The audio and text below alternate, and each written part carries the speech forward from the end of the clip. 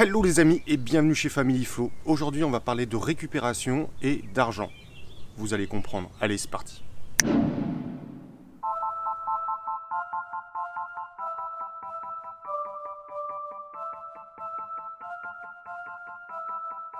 Ça, c'est des caisses d'emballage. Elles ont servi pour le transport de vitrage, et donc elles sont faites en OSB 9 mm et tenues avec des tasseaux de 40 mm par 20 mm.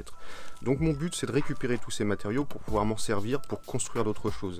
C'est mon ami Enrique qui m'a apporté ça, et donc au départ, il y avait 3 fois le volume, mais j'ai commencé un petit peu sans vous. Tous ces emballages étaient voués à partir à la déchetterie.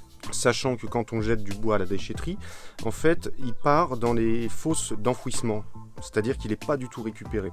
Et donc pour un matériau qui, à la base, est naturel, il devient un potentiel déchet. Moi, je trouve ça vraiment dommage. Il m'aura fallu au total 4 heures pour séparer tous les tasseaux des panneaux.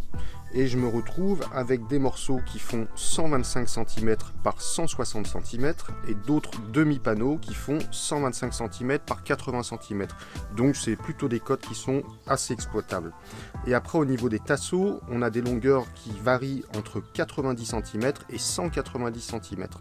Donc c'est plutôt pas mal. On arrive au total avec 50 m² de panneaux OSB de 9 mm et 135 mètres linéaires de tasseaux de 20 mm par 40 mm.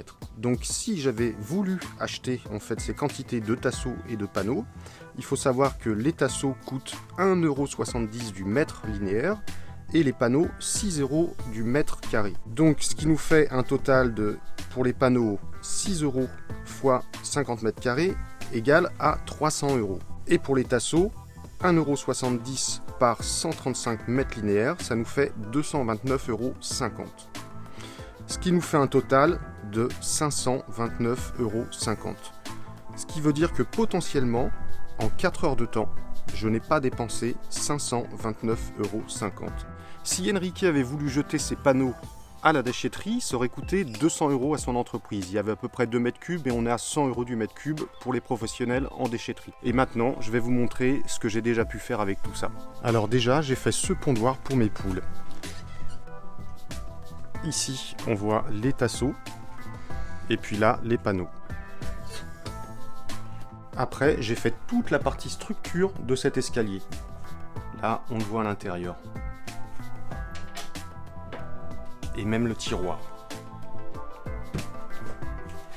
Ici, j'ai fait cette bibliothèque et j'ai fait la totalité des doublages qui sont derrière ce crépi et derrière ces habillages bois. Tout ça. Faire de la récupération arrange tout le monde. La personne qui veut se débarrasser et puis celle qui veut récupérer.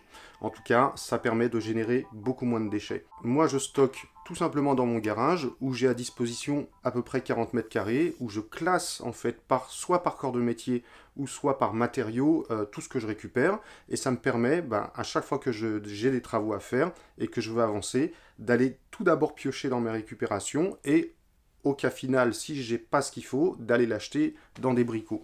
En tout cas, ça m'a permis de faire beaucoup d'économies, notamment ici dans cette pièce où quasiment la totalité de la pièce a été faite avec de la récupération. Je vous ferai très prochainement un petit tour justement de mon stock et de l'atelier, de savoir comment est-ce que je m'organise, si ça peut aider quelqu'un, ou si ça peut aussi créer des échanges, et puis que vous puissiez me conseiller sur la façon de classer les matériaux. En tout cas, moi je vous dis à la semaine prochaine, et surtout en attendant, restez libre, autonome, et pensez par vous-même. Ciao les amis!